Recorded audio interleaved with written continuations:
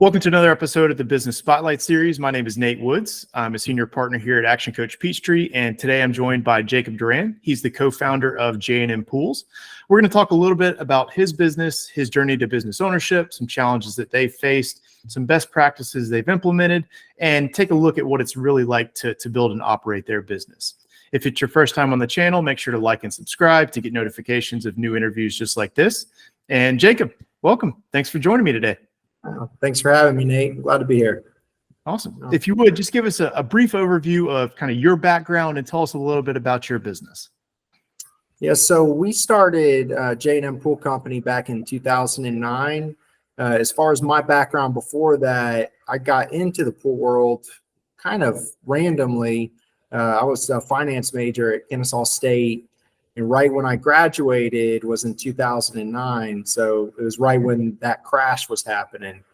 So finding a finance degree at that, or finance job at that time I was getting offers, but they were very bad offers. But I had cleaned pools all during college and really enjoyed it. So when I got home, my mom had a truck. And so I borrowed her truck, went and set up an account with Superior and just purchased enough to kind of get me rolling, and still 100% was planning on to really just do it until I found a job. So it was only going to be a side gig. My brother at the time, he was living down in Fort Lauderdale, and he had a lot of stuff going on in his life, and he's a double major from Georgia, extremely bright guy. And I said, I think because I had picked up quite a few accounts at that point, and I said, hey, I think there's a lot of opportunity in this. I could use someone else to help me kind of take it to the next level. And he hopped on board with that, and we were working out of my parents' basement, and we had my mom's truck, and we went. I mean, really, the extent of our marketing when we started is we door knocked. So I went from neighborhood to neighborhood, and I had my iPad, or maybe I didn't even have an iPad at the time, but I had a list of where the pools were in that neighborhood, and I would knock on that door, and really all I was trying to sell was maintenance. And I can remember doing that and knocking, and like you get so discouraged. And I remember my first sale I made off of that. And like when she said she wanted to move forward in her pool, looking back on it, it was a swamp. It was terrible. She was probably just so glad someone showed up. But I remember making that sale and just smiling from ear to ear. Like I was so excited about that. And my mom, she was a dental hygienist at the time, and she was a huge part of it because she was passing the news on to all her clients. And so you don't need a lot of work, but you need continual work, continual growth to kind of keep that fire going. And that fire was lit at that point, and that just kind of went from phase to phase. And but that's how it all started as far as J&M Pool Company goes. Awesome. So kind of set the stage for the viewers here. Generally speaking, you and your brother in the business, do you guys have any other outside investors, or it's just you guys? No, it's just us two with J&M Pool Company. Now we're partners in other companies. Durand Pest Control is another one of our businesses. KB Pools, which is a poured wall company, that's another one of our businesses. And we have partners in both of those. We have a real estate company. We have some Airbnbs as well as rental properties. So it's just me and him on that one. And then we're recently invested in a lighting company. It's called Jago Lighting. But it's a new type of laser lighting that we're hoping to bring to the pool world, but we're also bringing it to a lot of other elements, movie studios, all sorts of stuff. So cool. A lot. So we're involved in a lot, to say the least. Awesome. So tell me a little bit about the role that you currently play in the business now. Yeah. So, I think when you're an owner and you're involved in your company, you're going to be involved with leadership in just about every single department, but my goal is never to slow down any progress, or I don't want people to not move because I'm not there, because so many times, and I saw it happen for years where people just kind of hit a wall And rather than overcoming that wall themselves, they're waiting for someone to say, hey, just go do this, go do this. So I never want that to be me. Now, as far as what I directly manage and have really over the last 6 or 7 years, I would say has been my primary role, is running the sales team as well as running the marketing team. So I'm very, very engaged with that. And just recently, and Melissa, I have moved her over to take over that position from me. And I was very good at the vision side of it and knowing where I want to take things and how to price things properly, and really how to sell effectively. But women come in and they offer just a much better process. They organize it, they clean it up, and what I have done now needs to be organized and it needs to be recreatable and trainable. And I don't think there's going to be anyone better than Melissa on that side to take that over. So I'll walk with her through those phases, but ideally in the next 6 months, I'll be able to fully exit from that role. Yeah. Awesome.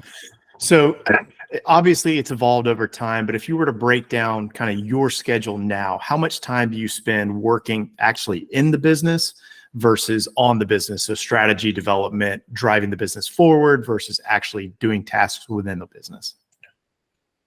I would say when I'm working in the business, it's strictly because I want to. Like, I see something where I just kind of want to go handle it myself, just because I think I kind of want to see how it goes, so I can handle it on, working on the business side. But I would say majority of my time is working on the business, not in the business. I would almost 90%. Perfect.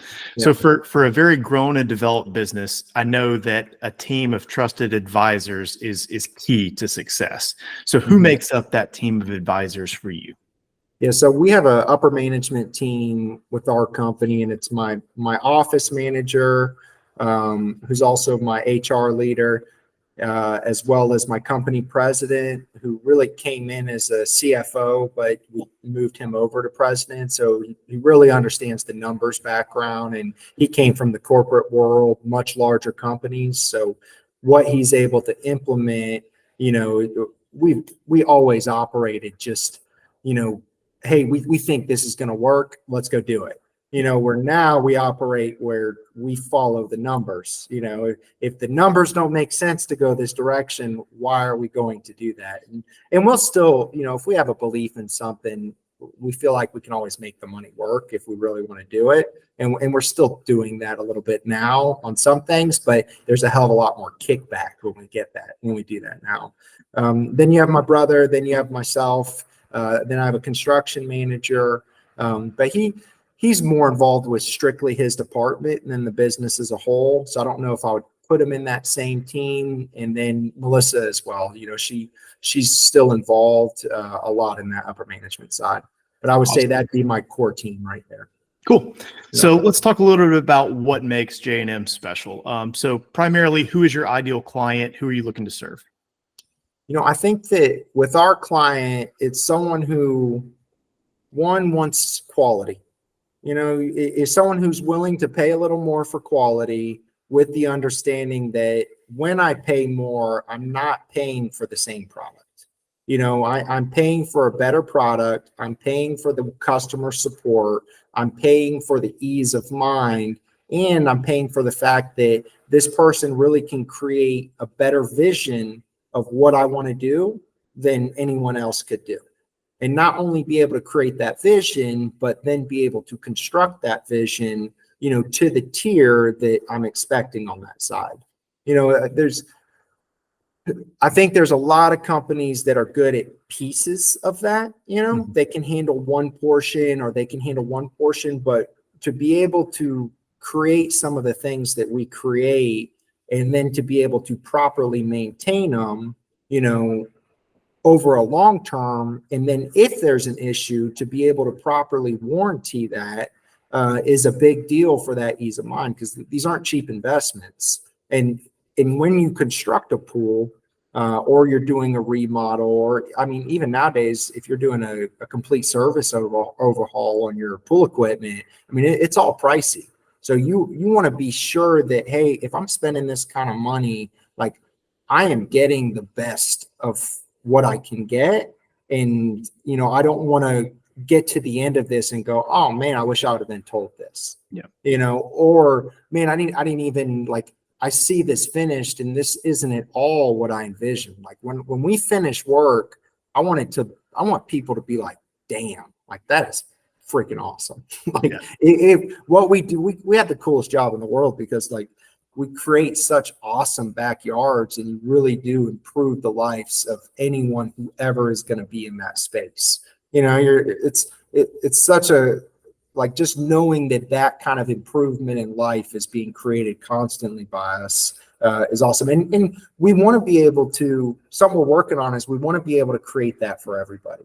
We just came out with a low tier vinyl pool, and there's nothing really low tier about it. It's still a poured wall vinyl pool. It's still a high quality liner in it. It's still top of the line Hayward equipment on it.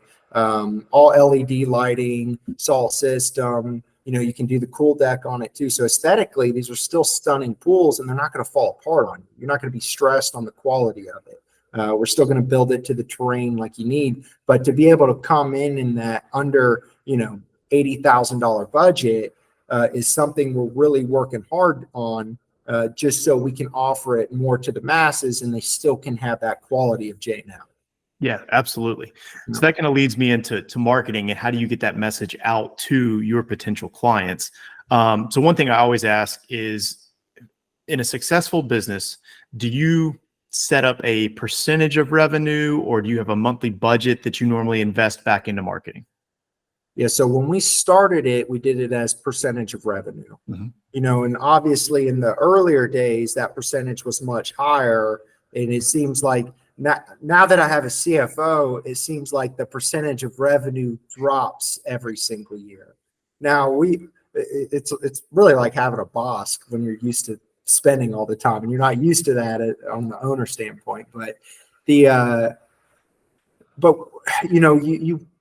have to regulate it, or else you become terribly inefficient with marketing. And when you're regulated, then all of a sudden it's like, all right, I have to pick and choose. I can't just do everything on a marketing side. So that's changed a little bit. But as far as how we handle marketing, we're a lot more detailed on what actually generates now. And this much ad spend brings in this many dollars, and it's still challenging being able to perfect that, because people will say, hey, this person referred me. All right, but they actually came through this call tracking metric over here, that's associated with, a shopper mailer, but then they also tell us when they fill out their form that they found us on Google. So that there's like 3 ways that it's showing that it's coming in, which is great because they came in, but in general, we're still fine tuning. How did you, enter our funnel, and how did we get you here? And a lot of times the clients don't even really know. Like if it's direct, like, hey, my neighbor told me to use you, like that's the easy ones. Yeah. But that's still something we're trying to perfect. Yeah. So how many different strategies are you guys using right now on the marketing front? Yeah. So really there's 2 main strategies. One is to saturate the market with your branding, and if you're in a local area, it's a lot easier than I'm sure national companies, so we're really only Fayette and Coweta. We'll do a little bit in like Douglasville area, a little bit on the Meriwether side. Like, we're toying around in those markets, but by no means are we investing a lot of marketing dollars over there. But the way we saturate a market is the mass mailings, as well as I can't say Google ads because I think that's a little more direct, but billboards in the area, being involved in the community a lot. Any of the schools, we always support just about everything, and we'll have a banner out there in those areas. But that's kind of our saturation side. Now, when it comes to direct targeting, depending on the service we're going after, we're pulling permit reports, trying to break it out because we'll know the builders based on pool type, being a lot more specific to how we market to that individual to get them streamlined into our regular services. So the target marketing is always going to be a lot more effective, but it's even stronger if there's a reputable brand behind it. And the basic stuff is, have a good website, have a good Google local listing page with a ton of good reviews, encourage your people to write good reviews. And then on top of that, give them the imagery to actually post on that review, and that way when people are going through, they're not looking at the picture that they took with their phone and they're a terrible photographer. They have high quality photos to show off on that side. So on that sense, I think we've done really well. But now that we're isolating things, if you had to tell me, hey, you got to get rid of one of these tomorrow, I would probably get rid of print, over anything, even though I started with print. So I'm stubborn a little bit on it, but there's no denying that when you look at what it creates, it's by far the lowest. Yeah. So let's talk a little bit about your journey. You've been in this a while. You talked about how you got started in the business. As you kind of look back over the span of these, 15 or so years, is there one roadblock or hurdle that kind of stands out above and beyond everything else that you were forced to overcome? Oh man, I'd say there's a lot of them. In the very, very beginning, I would say one of the biggest challenges is hiring, and on that hiring side and pricing properly too, but just to stick with the hiring side, like someone just comes in and they got a little pool experience and you just hire them. There's no background check. There's no drug test. There's no Wonderlic test to see, how smart this individual is. It's kind of like you just have a void and you're trying to fill it. Yeah. And then you end up bringing a lot of people in, and then you think through just strong leadership, and you expect people to think like you think, and care like you care.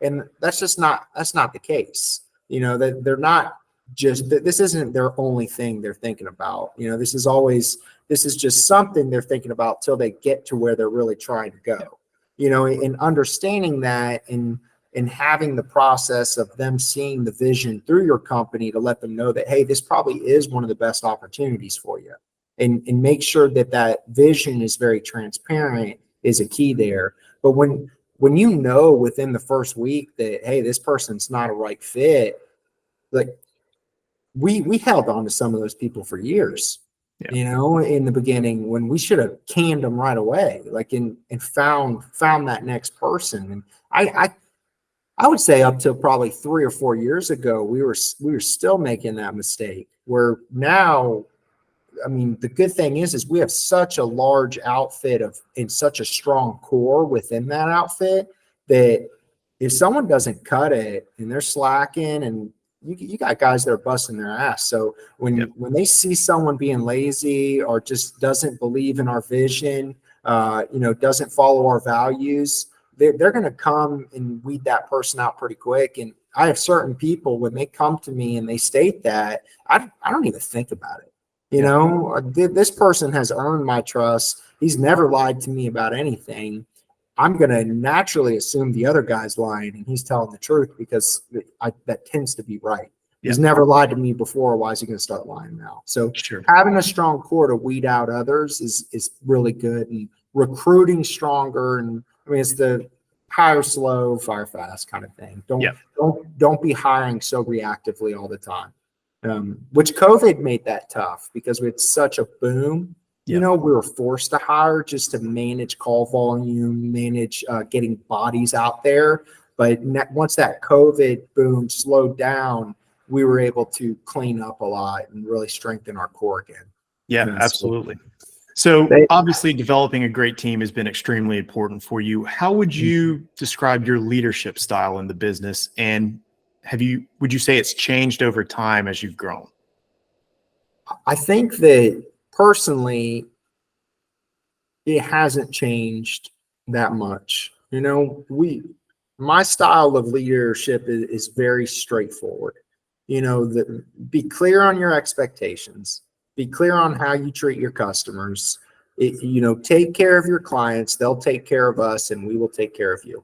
It's very, very simple on that side. But I mean, we used to do a weekly meeting, where the entire company came in, and during that meeting, it was either based on education, where we're seeing people make the same mistake, and we want the whole company, whether you're an office person, whether you're constructing a pool, whether you're cleaning a pool, you're going to understand this to be factual. And this is how we handle this situation. And that way everybody is on the same page, because the same questions always get asked, no matter where you are in the department. And the other thing that we always push on those meetings is, our values and our vision. So there's no denying, like, hey, this is how ownership handles these situations. Yeah. So if I have a guy who's not following this, there's no question of like, oh, well, is this okay or not? Anytime there's a major error or there's an integrity issue, we are very quick to call that out. Maybe not call the direct individual out, but call it out in the next meeting to show, hey, this is unacceptable. All right. And this is how we should always handle this situation. And I think that we've done that so often. We've moved it to every other week. So it's not like we quit doing those meetings. It was just, I'll be honest, I've run every one of those meetings, and to come up with educational and culture data on a weekly basis for, multiple different departments, it's hard to come up with that much information. But we bring in guest speakers now too, on positive thinking, work ethic. That's something we started doing this year, and we try and do that either once a month. Sometimes it drags out to once a quarter, but that's been a lot of fun too, bringing in those guys and really kind of boosting the morale of the group, because the pool industry, the seasons kind of create the demeanor, like once it starts getting really cold, you need to be prepped for that really cold. Like, go ahead and let guys know, hey, the days are going to get shorter. It's going to be rainy. We work outside. Like, you got to fire them up before that. So when they get in that funk, it's like, this is what Jacob was talking about. Like, this we knew this was coming. And then same, like, summer comes fast, and once summer hits, we go from this workload, to this workload very, very quickly, and everybody's hours get longer. Everybody gets more stressed. Clients get less patient. So really understanding how we speak to clients and our customer service side, no matter where you are in the company, is really pushed, in those meetings. So that meeting alone, I think it has a lot to do with why our culture is the way it is, and why so many of us, are clearly, J&M. They live and bleed the J&M side on that. Yeah. Awesome. So we covered a ton of ground. You've laid out a ton of great points that people can go back and check out. I want to jump into the next section. So a couple quick rapid fire questions, just top of mind answers. Don't have to think too deep on it. Sound good? Yeah. Let's roll with it. First one. What is your key to success? Effort. Perfect. The harder you work, the more it pays off. Awesome. What is one piece of advice you would give other business owners? If you're newer at it, don't chase diamonds. The diamond's probably in your backyard. Fine tune what you're doing and continue to push it. And if it's a good product and you believe in it, you will find a way to be successful with it. Awesome. Is there one book that you're reading now or have read recently that you would highly recommend? Oh man, reading, it depends on which portion of life. Brian Tracy, Psychology of Sales. That's a good one. What's another one? I got a strong faith. So C.S. Lewis, Mere Christianity. That's one of my favorites. Really good one there. If I'm feeling like I need a pump up, anything David Goggins is a lot of fun, So both of his books will push you to, I can't say it on here, I don't think, but anyone that's ever read any of his books knows what you're talking about. Quit being a little, you know what? Yeah. And then, I mean, even, I read to my kids at night, so The Magician's Nephew, C.S. Lewis is another good one. Where I'm kind of rolling through those with my children. That's a lot of fun. And you learn a lot from those books too, reading to your kids like that. And then for entertainment, I'm usually listening to Joe Rogan podcast. So that's, I kind of go back and forth. I spent so many years reading self-help books, and they kind of become repetitive. You start to get what you have to do, to be successful. You feel like you could write them at that point. And, I do like listening for entertainment a lot now too, because I'm so, involved with work that it's nice to just kind of escape and have more enjoyable reads as well. Yeah. Awesome. All right. So before I get to my final question, what is the best way for people to get in touch with you, get in touch with J&M? What's the best point of contact? Yeah. So if you just Google J&M Pools, follow us on Instagram, it's JM Pools, as well as Facebook. We have a pool store as well. That's JM Pool Supply, located in Peachtree City, right next to the McDuff Crossing right there, by the Burn Boot Camp, Kobe Steakhouse, all that stuff. We're selling hot tubs out of there. We also do hot tub or spa maintenance as well. That's something that's new for us that we're kicking in this year. Big green egg stuff out of there. But really visit our website, see what kind of beautiful work we can do.